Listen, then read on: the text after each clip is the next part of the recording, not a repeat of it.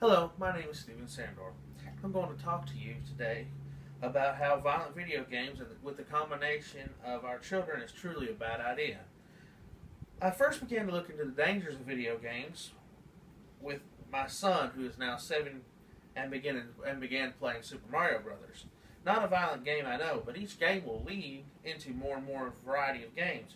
And in a way, there is violence in Super Mario Brothers. You kill the owls, the ducks, the turtles, and the dragon in the end, and, and you do so to keep yourself alive and to eventually save the princess. So the concept I want to prove to you today is violent video games can and might just lead to violent behavior in children. I'm not the only one who feels the need to share this warning. In 1972, the Surgeon General issued this statement about violent TV shows. It is clear to me that the causal relationship between televised violence and antisocial behavior is sufficient to warrant appropriate and immediate remedial action. So basically, way back in 1972, when you could tell the violence on TV was more than fake, the Surgeon General felt the need to warn people of watching violence and how that just watching violence would lead to antisocial behavior, and how much more is this true with the video games of today.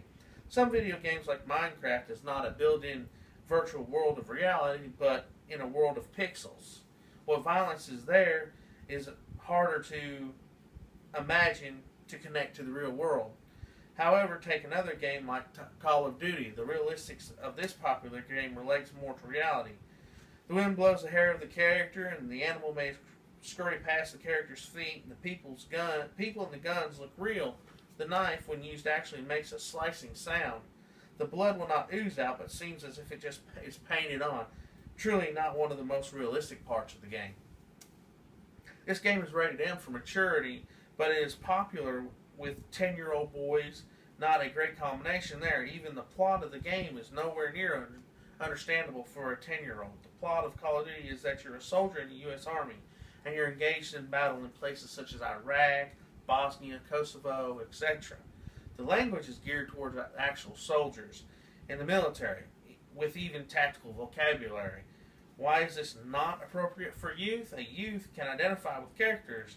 They identify with the dinosaurs on TV, or the SpongeBob, or the Austin Alley.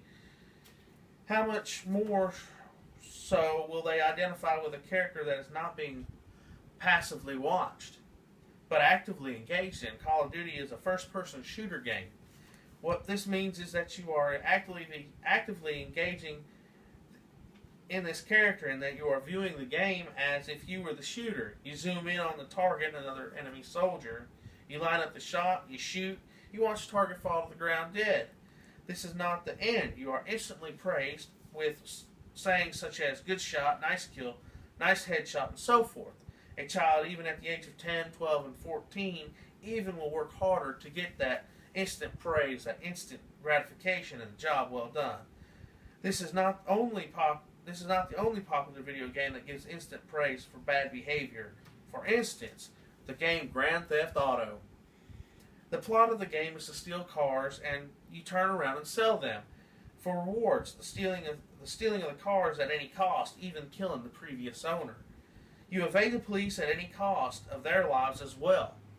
Why is this bad for youth? These are the characters they are actively engaging in. Thus, these are the characters they are wrapping their imaginations to become.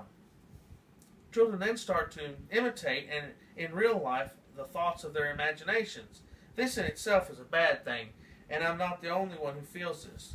Dr. L. Roll Huseman, director of the Research Center for Group Dynamics, is quoted saying, when you are exposed to violence day in and day out, it loses its emotional impact on you. Once you're emotionally numb to violence, it is much easier to engage in violence. In other words, Dr. Huseman proves that once you are actively engaged in violence, even in video games, you become emotionally numb to the situation. Once you are numb to a situation, you are then more apt to acting out in a more aggressive manner. It is this reason that children and violent video games do not mix.